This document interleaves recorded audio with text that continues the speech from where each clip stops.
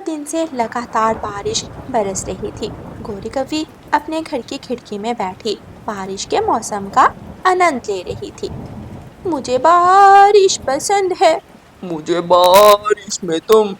कालू कालू, हम अपने घर में आराम से बैठे बारिश का आनंद ले रहे हैं और देखो देखो सामने मानो चिड़िया घर की छत पर बैठा है।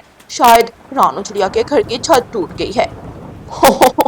छत तो टूटनी ही थी। बारिश शुरू होने से पहले ही मैं रानू चिड़िया के घर की छत से बड़ी लकड़ी चोरी कर लाया था।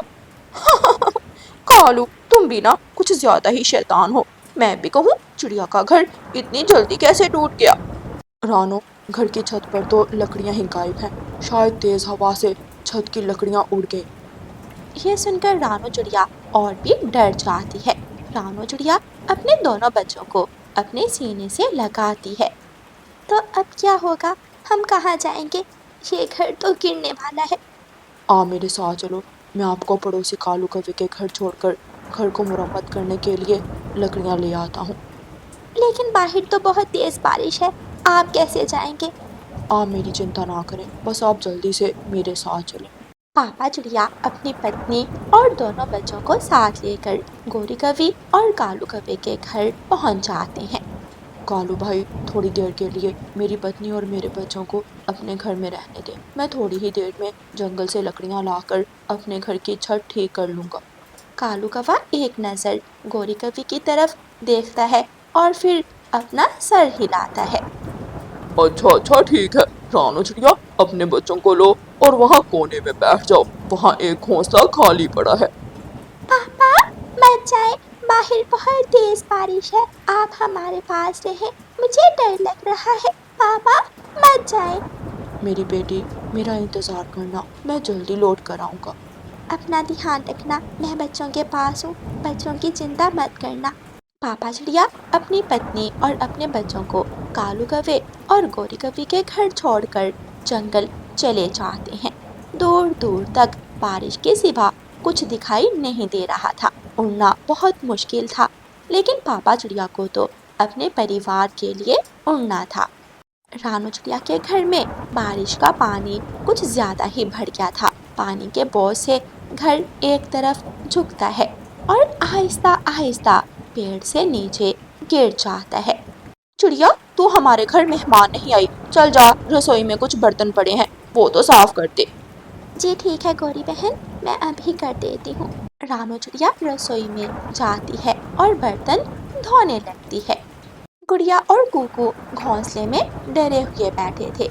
जब रानू चिड़िया बर्तन धो लेती है तो गोरी कवि रानू चिड़िया से कहती है, चिड़िया, ये लो कालू का कोट, इसे अच्छी तरह इस्त्री कर दो।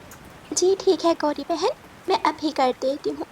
जब घर के सारे काम हो जाते हैं तो गोरी कवि कालू कवि से कहती है, कालू, मैं तो कितने महीनों से इंतजार कर रही हूँ कि कब बारिश होगी और कब चिड़िया का घर टूटेगा और कब चिड़िया बारिश में बैठकर रोएगी।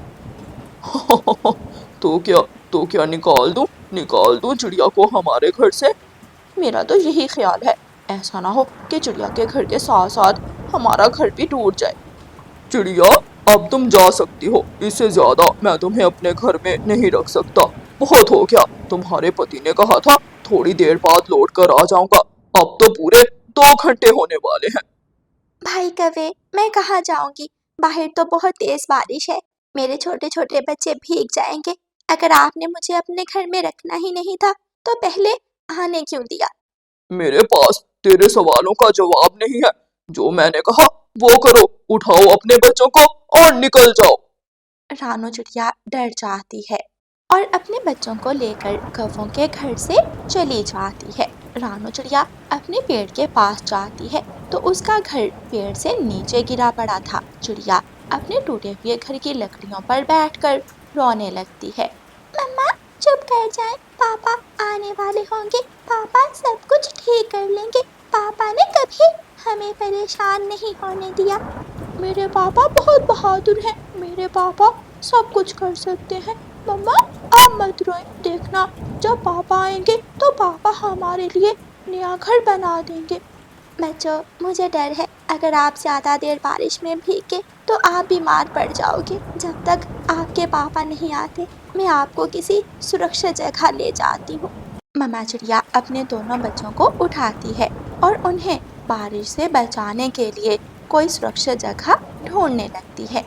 थोड़ी दूर एक पेड़ था जिसमें एक बड़ा सुराख था। मम्मा चिड़िया वहाँ चली जाती है। मम्मा चिड़िया सुराख के अंदर झांक कर देखती है, अंदर कोई भी नहीं था। बच्चों, ये जगह ठीक है, यहाँ बारिश का पानी भी नहीं आ रहा, हम सब यहाँ सुरक्षित रहेंगे। फिर मम्मा चिड़िया अपने दोनों बच्चों को लेकर पेड़ के सुराख में बैठ जाती है। कालू जी, एक बार फिर जाओ, देख कर तो आओ रानो चिड़िया क्या कर रही है। कहीं किसी ने रानो चिड़िया को अपने घर में जगह तो नहीं दे दी।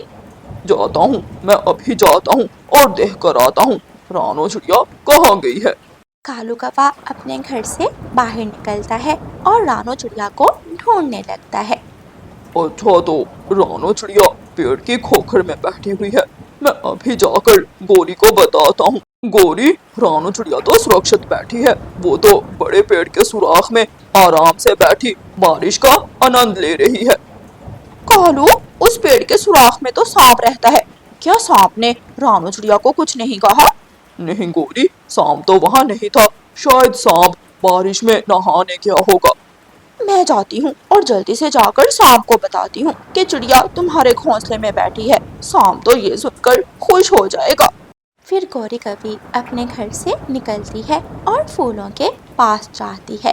सांप फूलों के पास बैठा बारिश में नहा रहा था। सांप चाचा, तू यहाँ बैठा है और वहाँ चिड़िया ने तेरे घर पर कब्जा कर लिया है। क्या क्या चिड़िया के साथ उसके छोटे छोटे बच्चे भी हैं? कभी मुझे बहुत भूख लगी है, मैं अभी जाता हूँ, उस चिड़िया के साथ साथ उसके छोटे छोटे बच्चों को भी खा लेता हूँ। गौरी कवि ये सुनकर हंसने लगती है और सांप वापस अपने पेड़ की तरफ आता है। थोड़ी दूर एक पेड़ था जिस पर तोते का घोंसला था। तोता दूर से ही सांप को आता हुआ देख लेता है और शोर मचाने लगता है। चिड़िया चिड़िया, जान बचाओ, पेड़ से बाहर निकलो, सांप आ रहा है, इस छेद में सांप रहता है, वो वापस आ रहा है। गुड़िया कुकू, बच्चों जल्दी चलो, हमें यहाँ से भागना होगा, तोता शोर मचा रहा है, इस तरफ सांप आ रहा है। रानो चिड़िया गुड़िया और कुकू को लेकर जल्दी से पेड़ के सुराख से बाहर निकल जाती है। भाग गई चिड़िया, भाग गई। अगर तोता शोर न मचाता तो इस वक्त ये चिड़िया और उसके बच्चे मेरे पेट में होते। तोते भैया, आपका बहुत बहुत शुक्रिया जो आपने मेरे बच्चों की जान बचा ली। चिड़िया, मेरा तो छोटा सा तिनकों का घोंसला है, अगर मेरे पास बड़ा घर होता तो मैं आपको अपने घर में जगह जरूर देता। हाँ, ये तो मैं देख रही हूँ, आप तो खुद अपने तिनकों के घोंसले में बहुत मुश्किल से बैठे हुए हैं, लेकिन आप चिंता ना करें, मेरे पति जंगल से लकड़ियाँ लेने गए हुए हैं, वो आने ही वाले होंगे। पापा चिड़िया उड़ते हुए जा रहे थे कि उन्हें जंगल में घास का एक छपरा दिखाई देता है जो शायद किसी शिकारी इंसान ने बनाया होगा। ये जगह तो बहुत सुरक्षित है, यहाँ बारिश का पानी भी नहीं आ रहा, शायद ये छत किसी इंसान की बनाई हुई है। मैं जल्दी से अपने बच्चों को इस छत के नीचे ले आता हूँ। पापा चिड़िया वापस उड़ते हैं। रानो चिड़िया बच्चों को लेकर तोते के पास बैठी हुई थी। रानो, आप यहाँ बैठी बारिश में क्यों भीग रही हो? देखो, बच्चे पूरी तरह भीगे हैं। पति जी, मैं क्या बताऊँ, जैसे ही आपके थोड़ी देर बाद कौवों ने मुझे अपने घर से निकाल दिया, मैंने पेड़ के सुराख में आश्रय लिया तो वहाँ सांप आ गया। रानो, गुड़िया, कुकू, जल्दी से मेरे साथ चलो, मैंने हमारे लिए छत ढूंढ ली है। फिर पापा चिड़िया अपनी पत्नी और बच्चों को साथ लेकर इंसान के बनाए हुए घास के छपरे की तरफ चले जाते हैं। आखिर हमें छत मिल गई। मम्मा पापा, यहाँ तो बारिश का पानी बिल्कुल भी नहीं आ रहा। आज रात मैं आराम से सो सकूंगा। मम्मा पापा, मुझे बहुत अच्छा लग रहा है, हर तरफ बारिश है, लेकिन हम बारिश में बिल्कुल भी नहीं भीग रहे। ऐसे ही रात हो जाती है। जैसे ही रात होती है, शाम की भूख और भी बढ़ जाती है। भूख से बुरा हाल है। वो चिड़िया तो भाग गई, तोता सोया हुआ है। मैं जाकर तोते को खा लेता हूँ। सांप पेड़ के सुराख से बाहर निकलता है और तोते के घोंसले की तरफ जाता है।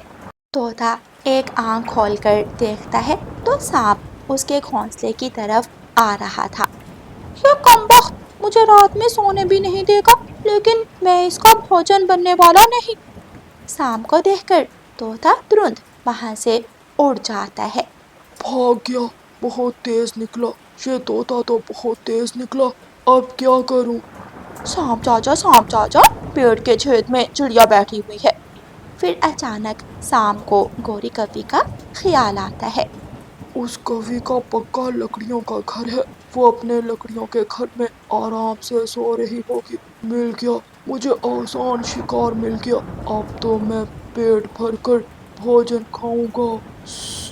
तोता उड़ता हुआ रानो चिड़िया के पास चला जाता है। चिड़िया बहन, क्या मैं आपके पास बैठ सकता हूँ? क्यों नहीं तोते भैया, आप यहाँ आ जाएं, ये छत बहुत बड़ी है।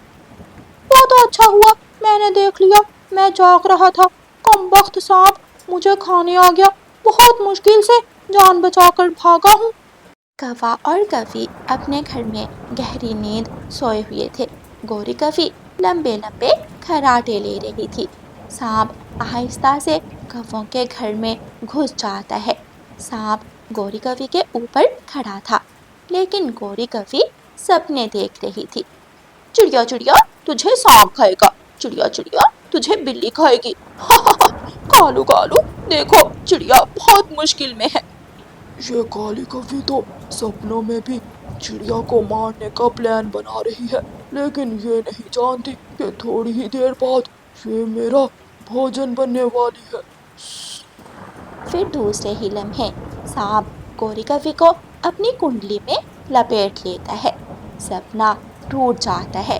गोरी कवि की आंख खुलती है, लेकिन बहुत देर हो चुकी थी। हमेशा दूसरों से जलने वाली, हमेशा दूसरों का बुरा चाहने वाली गोरी कवि के साथ बहुत बुरा हुआ था।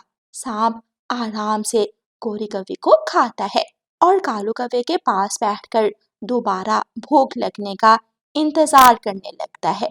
उधर चिड़िया का परिवार और तोता आराम से बड़े छपरे के नीचे गहरी नींद सोए हुए थे। प्यारे दोस्तों, इस कहानी को लाइक, अपने दोस्तों के साथ शेयर और चैनल को सब्सक्राइब करना बिल्कुल मत भूलना। आपका धन्यवाद।